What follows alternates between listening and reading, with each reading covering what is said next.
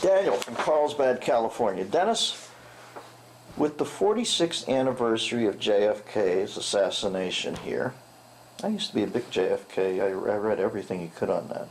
Do you know the woman who ran Oswald's boarding house called the police and said a police car had been to visit Oswald earlier in the day, and when they asked her what the police car was, she said it had an O and a 1 in it. And they, all the cars were listed 201, 202, and they were all accounted for during that time.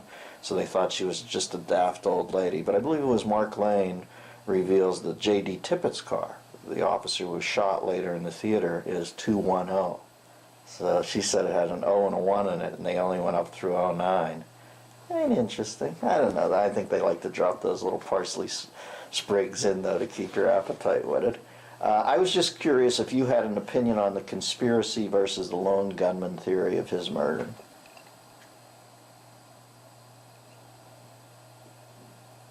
I would say it was just Oswald, and I didn't think I'd always think that. But the main thing I think it is that they kept it secret.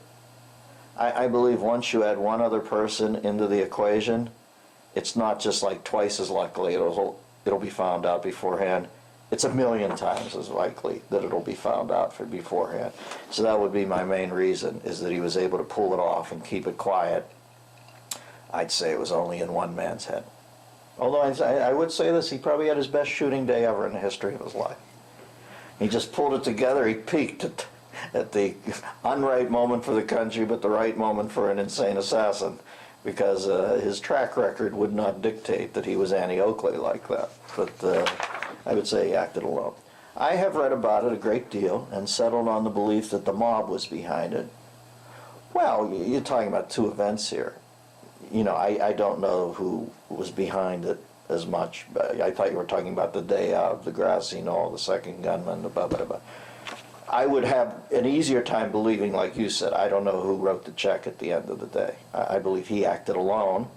But if you're talking about the backstory, maybe yours is applicable. Maybe it was them, maybe it was the Cubans, I don't know.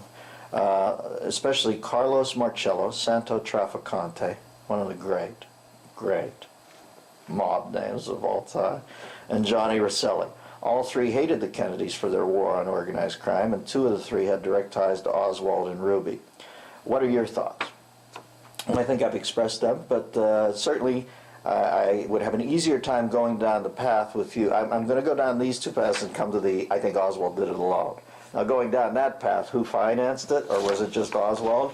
I'd probably lean towards just Oswald being crazy, but I certainly would have an easier time believing that it was communists, or it was the mob, or it was the mob on the communist dime, something like that. Enjoy these samples of the Bathrobe Sessions, a weekly video available only to members of the DMZ, the Dennis Miller Zone, on DennisMillerRadio.com.